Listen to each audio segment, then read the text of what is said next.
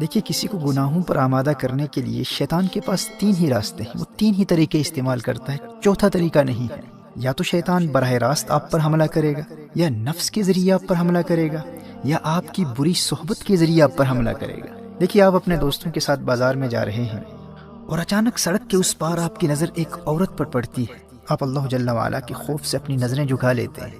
اب شیطان آپ کو بہکانے کے لیے ان 3 طریقوں میں سے ایک طریقہ اختیار کرے گا۔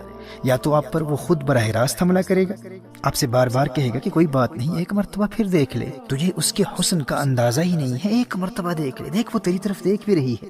اب اگر آپ کا ایمان مضبوط ہے تو آپ اعوذ باللہ پڑھ کر اور لا حول ولا قوت الا باللہ العلی العظیم پڑھ کر ان برے خیالات کو دور کر دیں گے۔ اور شیطان ان خیالات کے ذریعے ہی آپ پر حملہ کیا کرتا ہے، جسمانی طور پر اپنے ہاتھوں سے وہ آپ کا چہرہ اس لڑکی کی طرف پھیر کر آپ کو مجبور نہیں کر سکتا۔ اور شیطان کا دوسرا طریقہ کیا ہے؟ شیطان آپ کے نفس کے ذریعے آپ کو بہکانے کی کوشش کرے گا، لیکن اگر آپ نے اپنے نفس کو پہلے سے ہی قابو میں رکھا ہوا ہے تو اب شیطان کے پاس ایک ہی راستہ بچتا ہے، اب وہ آپ کی بری صحبت کو استعمال کرے گا، آپ کے کسی روحانی طور پر کمزور دوست کو تلاش کرے گا، اسے کہے گا کہ وہ آپ کو اس گناہ کی طرف راغب کرے۔ اب اگر آپ گنہگاروں کی صحبت میں رہتے ہیں تو آپ کتنے بھی مضبوط ہوں، آپ نے شیطان کے حملے کے 2 راستوں کو بند کر دیا، لیکن یہ تیسرا راستہ کھلا ہے۔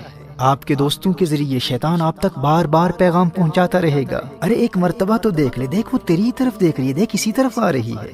اور یہ کوئی بھی گناہ ہو سکتا ہے۔ ایسے دوست کہتے ہیں آج نماز قضا ہو گئی تو کیا فرق پڑتا ہے بھائی، دیکھ انتہائی لذیذ کھانا پکا ہے، روزہ توڑ دے، بعد میں کفارہ دے دینا، قضا کر لینا، کسی کو کیا پتا چلے گا کون دیکھ رہا ہے۔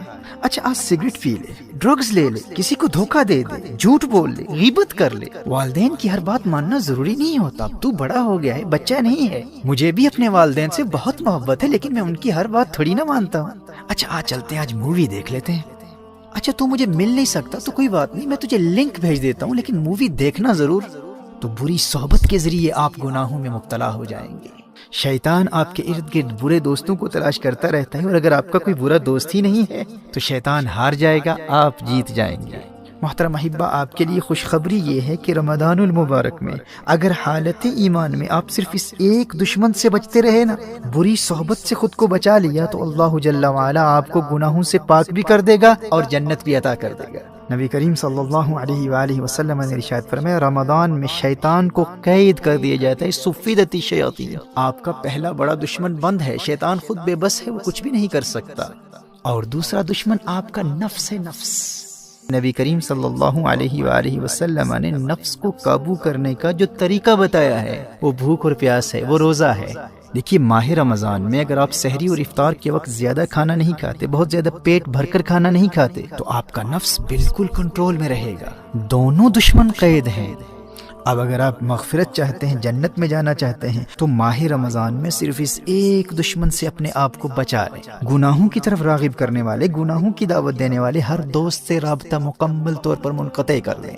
برے دوستوں کو بتلا دیں، کیا دیکھتے نہیں کتنے ہنستے کھیلتے نوجوان ماہ رمضان سے قبل ہی موت کا شکار ہو چکے ہیں۔ جانے آئندہ رمضان تک یہ زندگی وفا کرے نہ کرے، میں زندہ بھی ہوں یا نہ ہوں، میں تمہارے لیے سب کچھ کر سکتا ہوں، لیکن اپنی آخرت کا سودا نہیں کر سکتا۔ رمضان المبارک میں مجھ سے ملنے کے بارے میں سوچنا بھی نہ۔ محترم احبہ، اگر مغفرت چاہتے ہیں تو کم از کم رمضان المبارک میں ایسے تمام دوستوں سے مکمل دوری اختیار کر لیجئے۔ اگر اپنا نمبر چینج کرنا پڑے تو کر دیں، سم کارڈ پھینکنا پڑے تو پھینک دیں، اور الیاذ باللہ اگر کسی غیر محرم لڑکی کا نمبر آپ کے فون میں ہے تو فوراً بلاک کر دیں۔ سوشل میڈیا پر، ٹویٹر پر، انسٹاگرام پر، فیس بک پر انفرینڈ کر دیں۔ شیطان کے براہ راست حملوں کا سلسلہ بند ہے، اور بھوک اور پیاس کے ذریعے، روزے کے ذریعے نفس بھی قابو میں، بس ایک ہی راستہ کھلا ہے، وہ بری صحبت کا ہے۔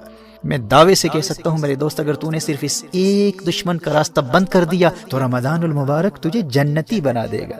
شیطان کے پاس فقط 3 ہتھیار ہیں، 2 بند ہیں، ایک کو تو نے بند کرنا ہے۔ اور یاد رکھنا، دور حاضر میں بری صحبت صرف انسان ہی نہیں ہے، T V, internet, smart phones اور سوشل میڈیا کا غلط استعمال، یہ تمام بیڈ کمپنی ہے۔ اور اگر مجبوری میں اسکول کے کام کے لیے، ہوم ورک کے لیے، کالج اور یونیورسٹی کے اسائنمنٹس کے لیے، یا بزنس کے کسی کام کے لیے انٹرنیٹ کا استعمال کرنا ضروری ہے، تو اپنے پی سی کو، اپنے کمپیوٹر کو یا لیپ ٹاپ کو اپنے لیونگ روم میں استعمال کرنے کے لیے خود کو پابند کر لے کہ اگر تو فون پر بھی انٹرنیٹ کا استعمال کرے گا تو اس کمرے میں کرے گا جہاں تیرے والدین موجود ہیں، تیرے بھائی بہن موجود ہیں، تاکہ ان کی موجودگی تجھے انٹرنیٹ پر مختلف قسم کی برائی پر مشتمل شرمناک مٹیریل یا بری سائٹس پر جانے سے بچائے رکھے۔ اور اگر جہنم کی آگ سے بچنے اور جنت کے حصول کے لیے تو یہ ایک کام بھی نہیں کر سکتا، خود کو بری صحبت سے نہیں بچا سکتا، اور اس خوش فہمی میں ہے کہ مفت ہی میں جنت مل جائے گی، تو اللہ کی رحمت کا مذاق اڑا کر اپنا ایمان برباد کرنے والے اللہ کا کلام سن لے۔ تو کیا سمجھتا ہے کہ اللہ آخرت میں انصاف نہیں کرے گا؟ تو نے جنت کو اتنا سستا سمجھ رکھا ہے؟ اللہ قرآن میں ارشاد فرماتا ہے، ام حسب الذین اجترحوا السیئات ان نجعلهم كالذین آمنوا وعملوا الصالحات سواء محیاهم ومماتهم ساء ما يحکمون۔ سورہ جاسیہ میں ارشاد فرمایا، کیا جنہوں نے برائیوں کا ارتکاب کیا یہ سمجھتے ہیں کہ ہم انہیں ان جیسا کر دیں گے جو ایمان لائے اور اچھے کام کیے؟ یعنی جو جنت نیک لوگوں کے لیے، وہ جنت یوں ہی مفت میں بے ایمانوں اور گنہگاروں کو بھی عطا کر دے۔ فرمایا ساء ما یحکمون، کیا ہی برا حکم لگاتے ہیں۔ میرے دوست ہوش کے ناخن لے، قدر کر تو اللہ کے اس پیارے مہمان کی کہ اس نے تیرے لیے کامیابی کا راستہ کتنا آسان کر دیا ہے۔ دونوں جہانوں کی کامیابی کے لیے اس میں تو نے فقط ایک دشمن کا مقابلہ کرنا ہے، تو نے صرف بری صحبت سے بچنا ہے۔